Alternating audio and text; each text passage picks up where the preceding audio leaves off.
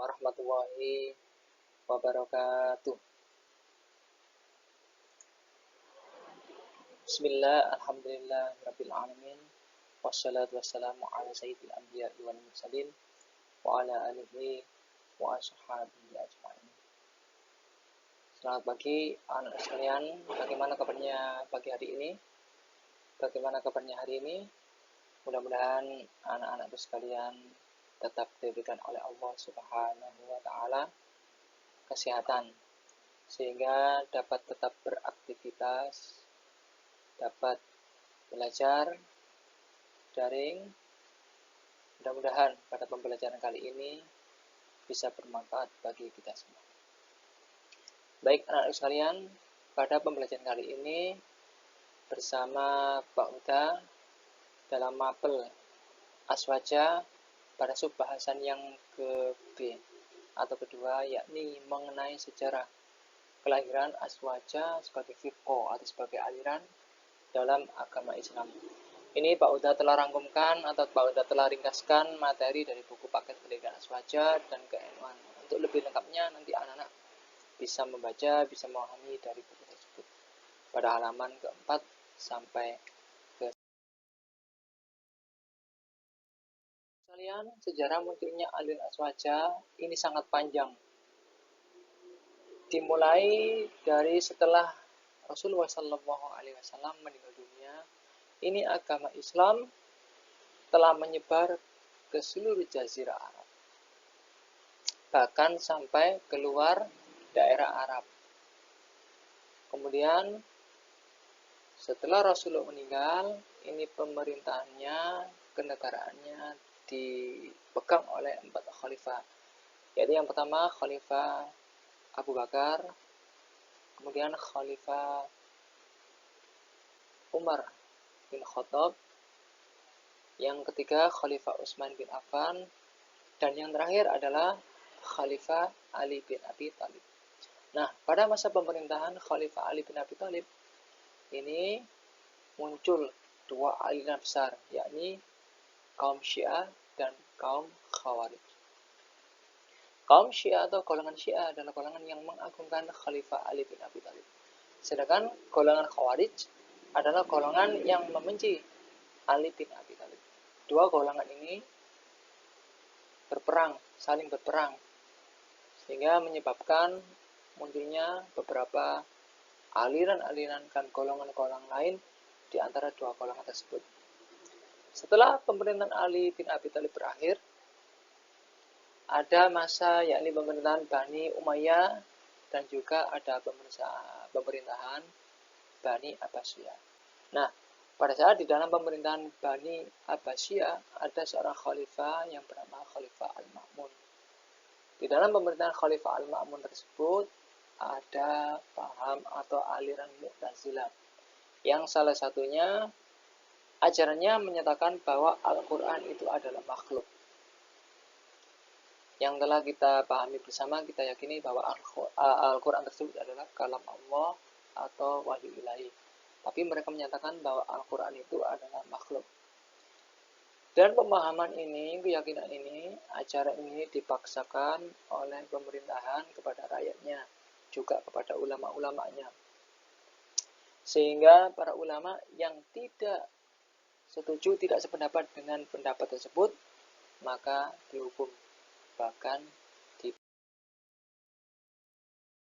Nah, anak-anak sekalian, setelah itu ada seorang ulama besar bernama Imam Abul Hasan Al-Asy'ari. Beliau mempunyai seorang guru yang bernama Imam Al-Jubai. Nah, Imam Al-Jubai ini mempunyai paham yang bernama paham Mu'tazilah tadi. Paham Mu'tazilah tadi menyatakan salah satunya adalah Al-Quran itu adalah makhluk.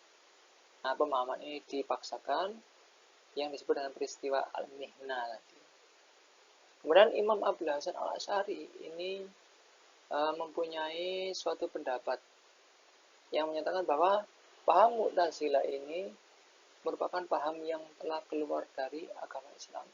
Hal ini setelah beliau mengadakan perbandingan, mempelajari antara paham-paham Mu'tazilah dengan nas-nas Al-Quran dan hadis. serta ajaran yang dikembangkan oleh para sahabat, tabi'in, tabi'in. Maka Imam Abul Hasan Al-Asy'ari ini menyatakan bahwa ajaran Mu'tazilah tersebut telah menyimpang dari agama Islam. Nah, akhirnya Imam Abul Hasan Al-Asy'ari tadi menyatakan diri keluar dari paham Mu'tazilah dan merumuskan sendiri ajaran Islam yang sesuai atau yang telah dikembangkan oleh para sahabat, para tabi'in, dan tabi'in. Nah, ajaran yang dirumuskan ini sesuai dengan Al-Quran dan Hadis dan dinamakan ajaran Ahlu Sunnah wal Jamaah, yakni yang artinya golongan atau orang-orang yang senantiasa setia atau berpegang teguh kepada sunnah Rasulullah SAW seperti yang diajarkan oleh para sahabat, para tabi'in, para tabi'in. Nah, anak sekalian yang kami cintai, di dalam pemahaman ajaran aswaja itu ada pokok-pokok ajaran.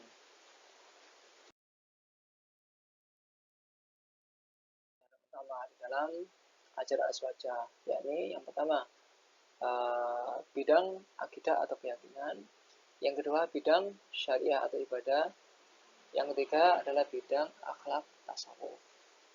Yang pertama bidang akidah atau bidang keyakinan, paham aswaja menganut pada tokoh utama yakni Imam Abul Hasan Al-Asy'ari dan Imam Abu Mansur Al-Maturidi.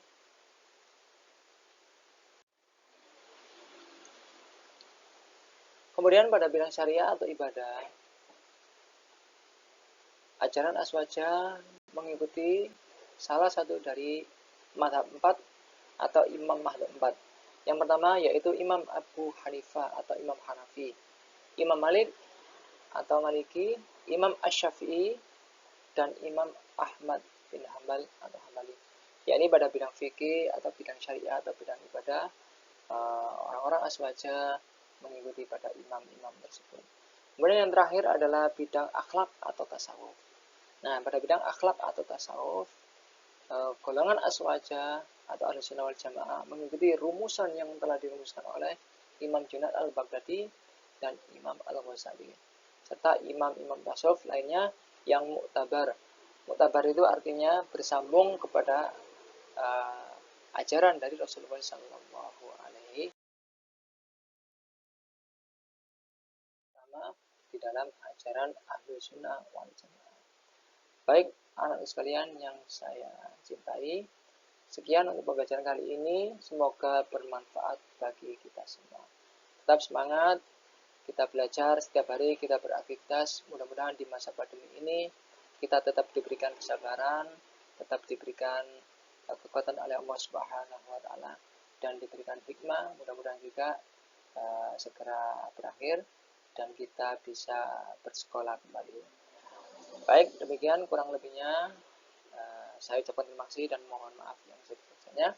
Akhirul kalam, wassalamualaikum warahmatullahi wabarakatuh.